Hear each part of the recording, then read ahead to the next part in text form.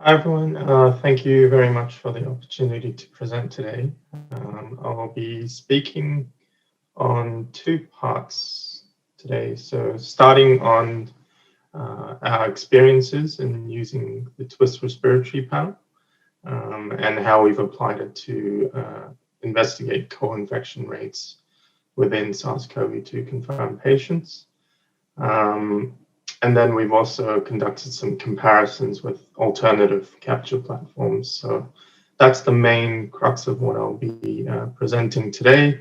And I'll finish up with part two, which is actually my main focus area, which is in viral etiology of chronic diseases, namely the type 1 diabetes and the NDIA prospective cohort, and also looking at pregnancy complications in the mums. Again, a prospective cohort. So before I move further, I wanted to give you a quick spill about me. I'm not a virologist by no means. My PhD training was in molecular biology and genetics, but I've been a real frequent user of the hybrid or hybridization capture panels, specifically looking at the human virome since 2016, and this has been mainly using the Roche Nimble-Gen technology prior to Twist. And as I mentioned already, my main research focus area is in the viral causes of type 1 diabetes. And I'm an associate investigator in the nationwide Australian cohort study called the NDIA study.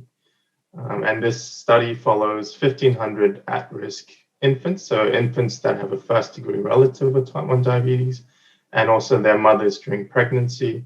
I'm the lead postdoctoral research fellow for this theme of virology, and so I've been really focusing on characterizing the longitudinal changes in the virome in pregnancy and infancy in this cohort.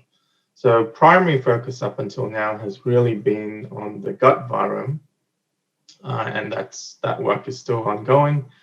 But really pre-pandemic, so prior to COVID-19, we were already thinking about looking at the respiratory virome in the NDIA study.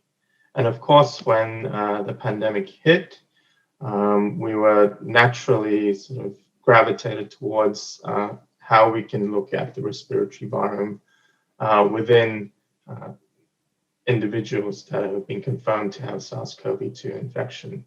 So this really stemmed from work that was published and reporting a very high 21% co-infection rate in Northern California. And subsequent studies have really found varying rates of co-infection. But it was definitely much higher than what was initially reported in Wuhan. And also, there have been some studies that have associated co-infection with SARS-CoV-2 with higher mortality in COVID-19 and potentially worsened clinical outcomes. So at the time when we started this, back in July or so last year, really there was no co-infection data generated from the Southern Hemisphere population. So we set out to do an investigation. So we took 92 diagnostically qPCR confirmed case specimens. So these were leftover extracts, and we wanted to characterize the co-infecting viruses. And we would use hybrid capture sequencing to look at the viral nucleic acid presence and validate these results across 3 different published bioinformatic pipelines listed here. So all of this work has already been published in scientific reports and previously was a preprint in Research Square. So I would encourage you to please go ahead and read this paper if you have any detailed questions. So briefly on the methods, so as I mentioned, we took nasopharyngeal swab suspensions, resuspended in VTM, so viral transport media from adults that were diagnosed between March and May 2020. The extraction method used to get total nucleic acid was the QIAGEN all-prep column-based method. And then we did an analysis using two different hybrid capture platforms. One was one that we were very familiar with, the Roche VerCap-seq panel, which is very comprehensive in having approximately 2 million captured probes with variable length, 70 to 120 MERS, targeting all known vertebrate infectious viruses. And then, of course, the Twist respiratory panel, which was considerably fewer probes, but it's really focused and targeted against 29 human respiratory viruses and the probes of uniform length of 120 MERS. Now, I don't want to spend too much time on introducing the hybridization capture method. I'm sure everyone's aware of this, but I've just stolen a figure from Twist just to explain that this is just a method of enriching your target of interest. So sequences, in this case, containing all respiratory viruses, and cleaning up anything that doesn't contain this, for instance, bacterial sequence, human host sequences, post-library preparation, and then all these purified, capture-bound library products are then sequenced, in our case, using Illumina NovaSeq. So quickly going through the results with the Roche Nimble-Gene platform and using an arbitrary virus positivity threshold of 20 viral reads per million raw reads. We found 47 different viral species belonging to 17 different genera. Three main respiratory viruses found were obviously the SARS-CoV-2, which is beta coronavirus shown in this heat map, and enterovirus being rhinoviruses, and alpha influenza virus being influenza virus A. And what was interesting was that even though all of these samples were previously qPCR confirmed to be SARS-CoV-2 positive, only 80% were found to be positive on the VerCap-seq using this positivity threshold. And I think the main reason for this was these were leftover samples after diagnostic testing. So they've been through a few freeze thaws, so that probably contributed a lot to the reduced sensitivity. But we did not see any SARS-CoV-2 sequences in the two human negative controls examined. Now, we had enough libraries to analyze in parallel using the respiratory virus panel of Twist. So 83 out of 92, we examined 20 viral species belonging to 7 different genera of viruses. It's a much cleaner result here because we're not targeting for anything other than respiratory viruses. So as you can see, again, rhinovirus, influenza virus, coronaviruses were the only respiratory viruses that we detected. In this case, Twist capture platform was able to detect 95% of samples, SARS-CoV-2 in 95% of the samples. Again, no coronavirus reads in the negative controls. So if you put this side by side, you can see that VerCap-seq, which targets all vertebrate infectious viruses, is a very busy heat map compared to the Twist. And if we focus just on the respiratory viruses, however, you can see that it's very concordant between the two platforms. So overall, we found an 8% co-infection rate based on the concordance between VerCap-seq and Twist.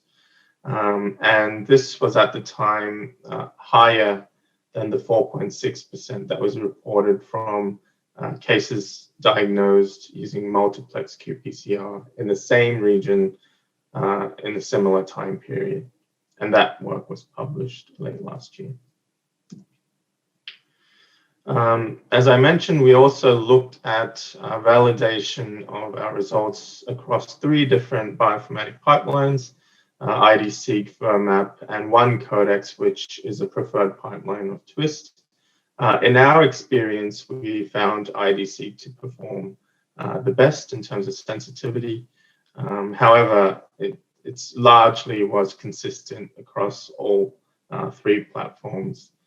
Pipelines, and yeah, the co-infections were consistent across these 3. During our analysis, what really caught our attention was when we start looking at the ability to recover near complete viral genome sequences of SARS-CoV-2, as well as the co-infection viruses. So I've just shown you examples here. Influenza A, across all the segments, we're able to get complete genome sequence coverage. And if we put SARS-CoV-2 coverage plots between the VerCap-seq and Twist, you can see much more even distribution of reads and coverage for the Twist panel as opposed to the VerCap-seq. So this was something very strikingly obvious. It was very patchy for the VerCap-seq panel, and clearly this is because the panel design was optimized for SARS-CoV-2 with the more recent Twist respiratory panel. So I just want to quickly touch on the fact that most of whole genome sequencing done on SARS-CoV-2 at the moment is done through amplicon-based sequencing. So you PCR amplify the whole genome amplicon and then sequence it.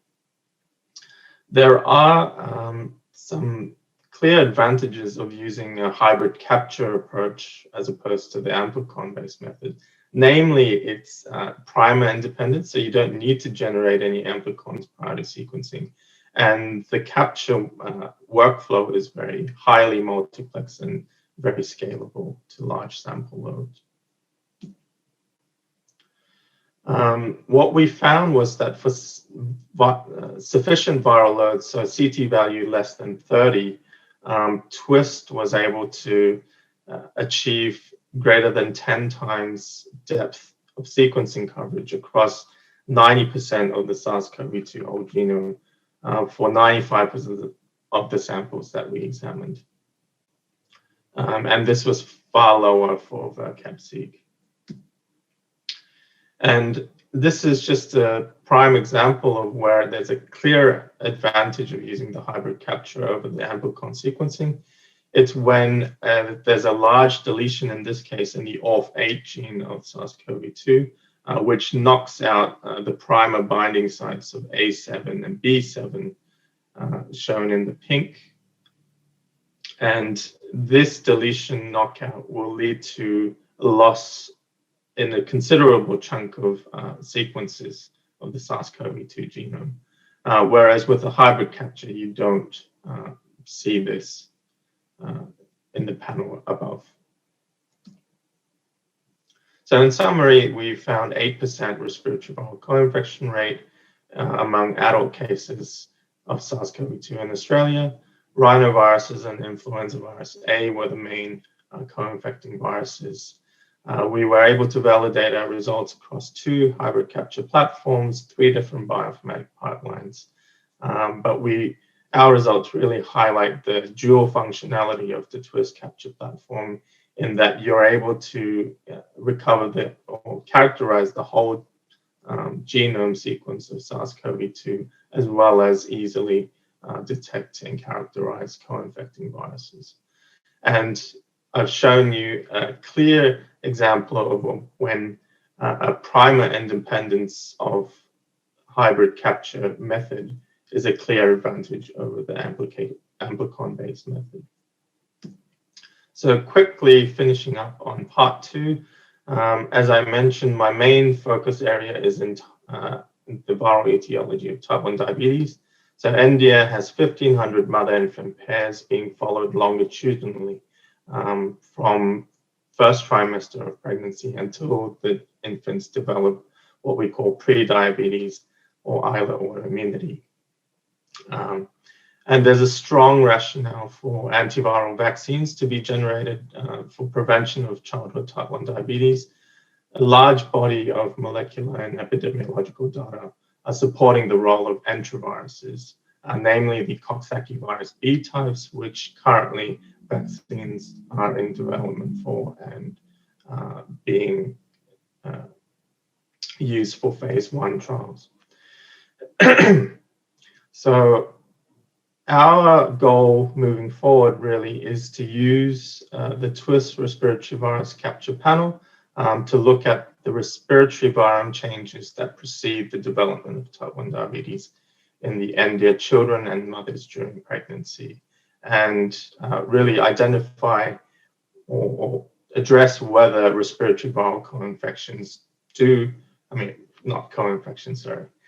whether respiratory viral infections have a role in increasing the risk of childhood type 1 diabetes. And secondly, we are using not the respiratory capture panel, but the Twist comprehensive viral research panel, which is what we would call a pan-viral capture panel. So it consists of 1 million unique probes that was screening for over 3,000 known viral pathogens. So we're using this platform to look at whether any viruses in the gut contribute to an increased risk in development of gestational diabetes in pregnancy. So yeah, this is done in the mums cohort, which is a much smaller cohort than India, consisting of 100 mother-infant pairs. So that was my last slide. I'd like to acknowledge everyone that's involved in these across all of these studies. And thank you to our sponsors and of course the study participants and Twist for letting me present my work today. Thank you.